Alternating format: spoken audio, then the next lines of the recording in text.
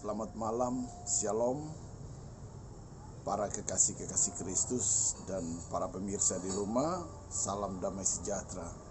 Malam ini saya membagi firman Tuhan dengan tema, jika bangsa Israel telah menerima Yesus sebagai Mesiasnya, maka tidak lama lagi gereja akan segera diangkat atau diungsikan ke padang gurun, atau tanda kedatangan Tuhan sudah di ambang pintu.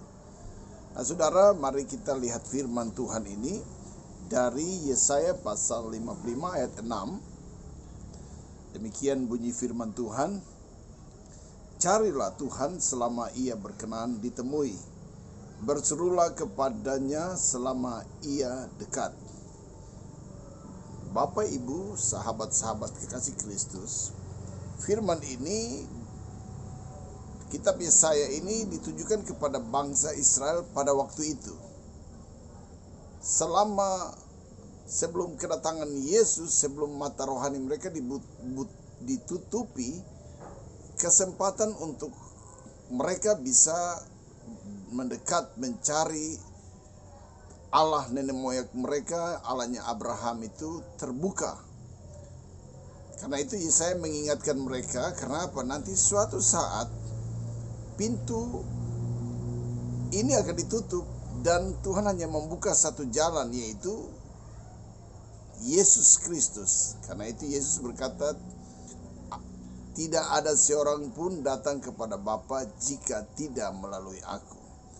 Jadi firman ini mengingatkan mereka, karena nanti suatu hari anugerah atau pintu yang begitu mudah mereka bisa bertemu dengan Allah nenek moyang mereka itu masih terbuka. Tetapi ketika nanti di kedatangan Tuhan, pintu itu sudah tertutup.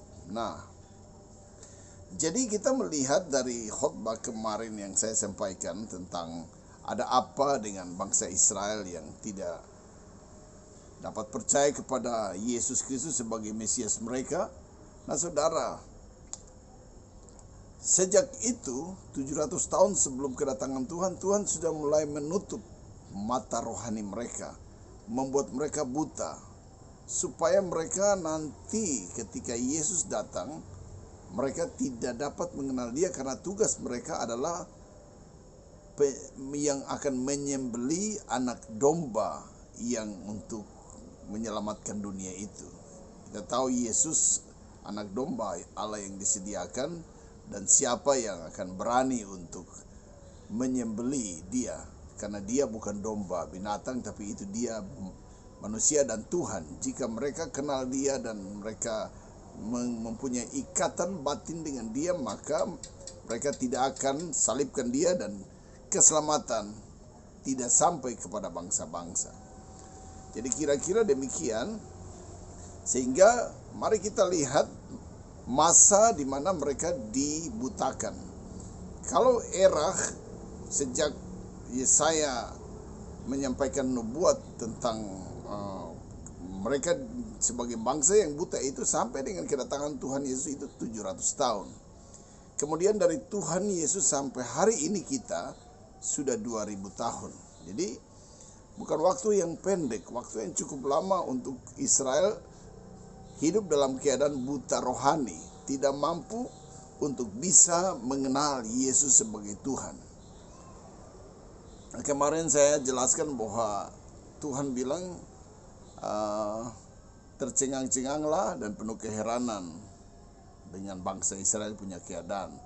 Nah, kenapa ayat-ayat yang menulis tentang Tuhan Mesias yang tertera di dalam kitab yang mereka pegang, kitab Yesaya, kitab Mazmur, kitab Sakaria, Yehezkel, tapi mereka tidak bisa mengenal Dia, tidak bisa mengerti ayat-ayat itu. Sudah lihat Yesus datang menggenapi semua yang ditulis, tapi kok mereka tidak percaya.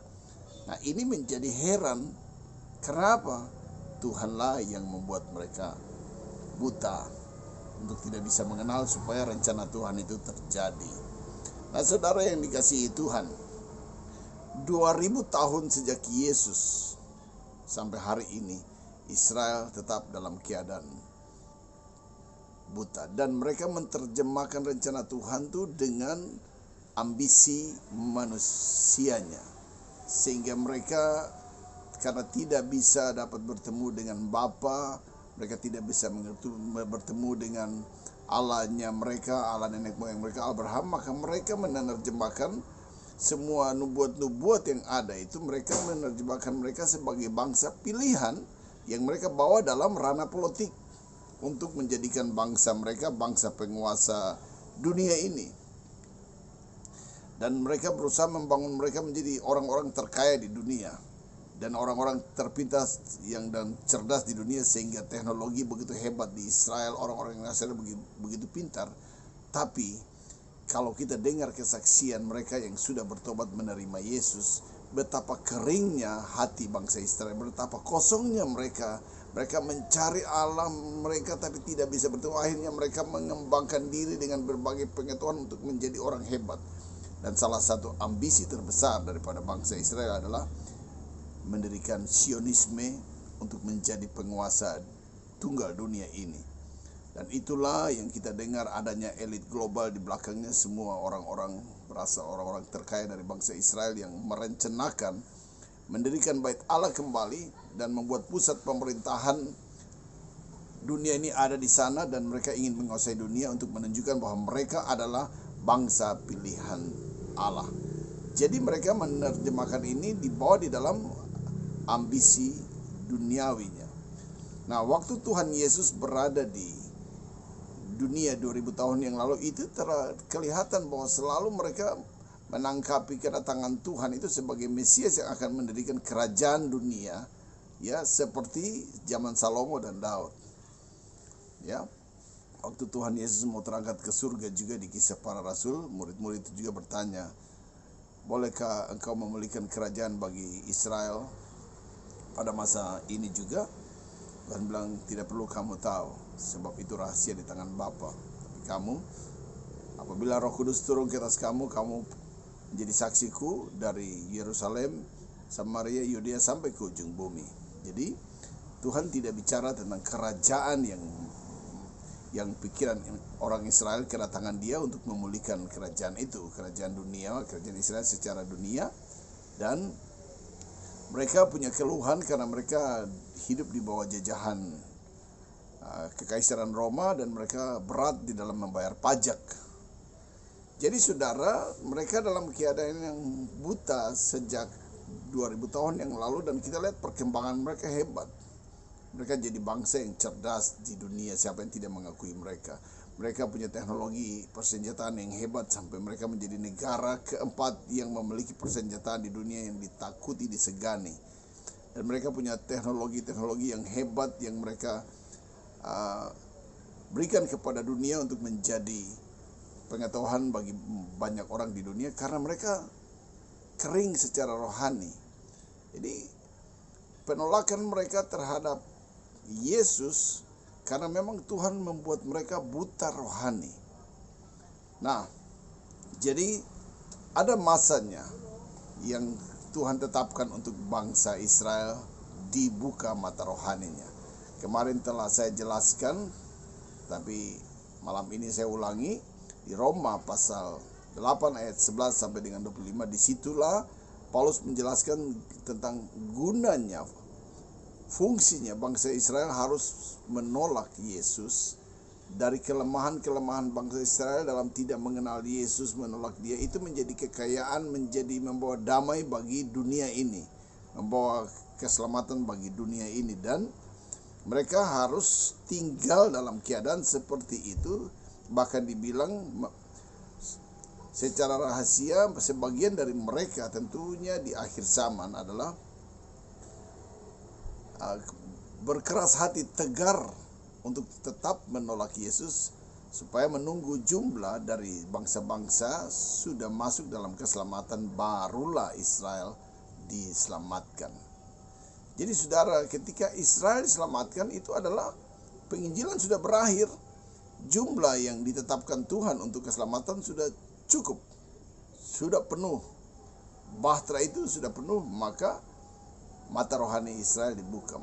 Cara Tuhan membuka mata rohani Israel adalah gulungan kitab meterai yang tertulis dalam Yesaya pasal 29 ayat 10 di mana ayat 11 di mana Israel itu seperti sebuah gulungan kitab yang bermeterai, itu terdapat di dalam kitab Wahyu pasal 5. Di sana ada sebuah gulungan kitab bermeterai yang ada di tangan Bapa, dan itu diserahkan kepada anak domba yaitu Yesus untuk membukakannya.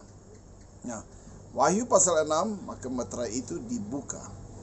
7 meterai dibuka sampai dengan pasal 8 selesai, dan hasilnya 144.000 dari bangsa Israel yang dimeteraikan untuk diselamatkan. Sekali lagi saya ulangi, 144.000 ini bukan angka sebenarnya, tetapi lambang pembebasan Israel dari perbudakan.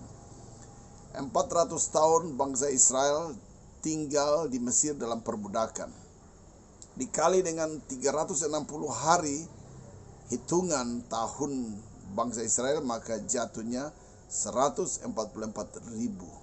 Nah, 144.000 hari tepatnya bangsa Israel keluar dari perbudakan dan berjalan ke padang gurun untuk menuju ke tanah Kanaan.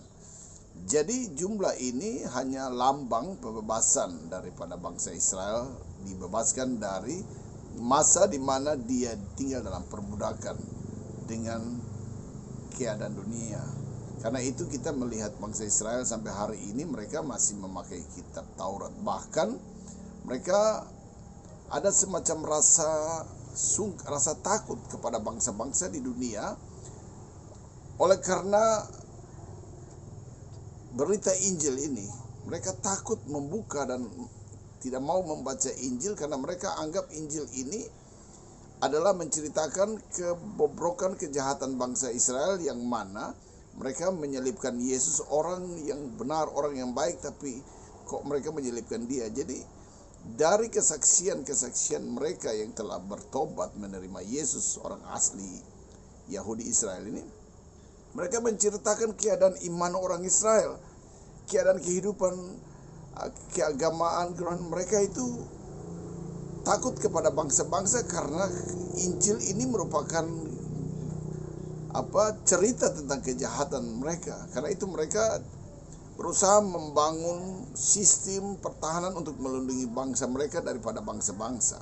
Mereka rasa terancam oleh bangsa-bangsa karena ketakutan yang menghantui mereka melalui pemberitaan Injil ini. Nah, mereka akhirnya membangun teknologi persenjataan yang hebat. Bahkan mereka menciptakan satu peraturan atau buku hukum baru, yaitu hukum yang mereka sadur dari hukum Taurat, dan oleh pikiran para nabi, para rabi, mereka menyusun satu buku aturan yang untuk melindungi bangsa Israel. Yang mereka pakai adalah kitab Talmud. Talmud ini semacam kalau di Islam itu syariat Islam. Jadi hukum yang sangat keras yang mereka pakai adalah Talmud. Nah, jadi inilah keadaan kebutaan Israel. Nah, kita bisa melihat ketika Perang Dunia Kedua bagaimana mereka dibantai. Ya, Hitler, Jerman, mereka bantai Israel sampai namanya orang Yahudi keturunan di mana-mana hidup takut sembunyi identitas mereka. Ya, dan mereka menderita karena Tuhan tidak membukakan. Mereka mencari Allah mereka, mereka fanatik terhadap Allah mereka, tapi mereka tidak bisa menemukan dia. Mereka hanya bisa menjalankan hukum Taurat, yang hukum Taurat Paulus menjelaskan itu hukum terhadap daging semua itu. Tapi hukum rohani mereka tidak ada, karena semua itu bisa diwariskan ketika percaya kepada Yesus. Nah, jadi saudara, ketika meterai mereka dibuka di Wahyu pasal 5 dan pasal 6 itu, maka mereka akan menerima Yesus sebagai Tuhan mereka, sebagai milik mereka, dan mereka dengan sendirinya menjadi satu persekutuan dengan jemaat-jemaat sedunia yang ada di akhir zaman. Adalah dalam 7 kategori: jemaat Efesus, Smyrna, Tiatira, Sardis, Pergamus, Philadelphia, dan Laodikia. 7 jemaat ini yang akan menjadi satu persekutuan dengan bangsa Israel yang telah menerima Yesus, dan disebut itulah mempelai. Itulah tubuh Kristus, ya, mempelai Kristus, gereja yang kudus dan am. Nah, itulah tubuh Kristus yang kemudian akan dibawa ke padang gurun atau diangkat jauh daripada ular itu sebelum masa Antikris, akan tinggal di padang gurun selama 1260 hari atau 3,5 tahun. Jadi ini, saudara, saya ingatkan untuk kita, kalau kita melihat Israel sudah percaya menerima Yesus, tandanya gereja siap-siap, tidak lama lagi akan dibawa kepada gurun. Nah sekarang kalau saya ikuti, sudah mulai banyak orang Israel, sudah mulai terbuka hati dan menerima Yesus sebagai Tuhan dan Juru Selamat. Sudah mulai terbuka ini, secara pelan-pelan mata rohani mereka terbuka. Bahkan kekristenan yang ada di Israel sekarang, pujian dan penyembahannya begitu hebat. Dan mereka selalu berusaha ingatkan orang Israel untuk bertobat, percaya kepada Yesus, dan itu sedang berlangsung sekarang. Ini berarti tanda-tanda proses pembukaan mata rohani ini sedang diproses berjalan sampai nanti jatuh pada hari yang ditetapkan Tuhan. Karena itu saudara kekasih, kalau orang bilang kedatangan Tuhan besok, lusa, atau kapan, lihat ini salah satu tanda. Ya. Demikian firman Tuhan untuk kita pada malam hari ini. Saya Pendeta Tony Warabai, saya ucapkan selamat malam, salam damai sejahtera. Kiranya firman ini bisa meneguhkan kita untuk kita mengerti dan menyiapkan diri untuk masa-masa hari besar Tuhan yang sudah semakin dekat ini. Shalom.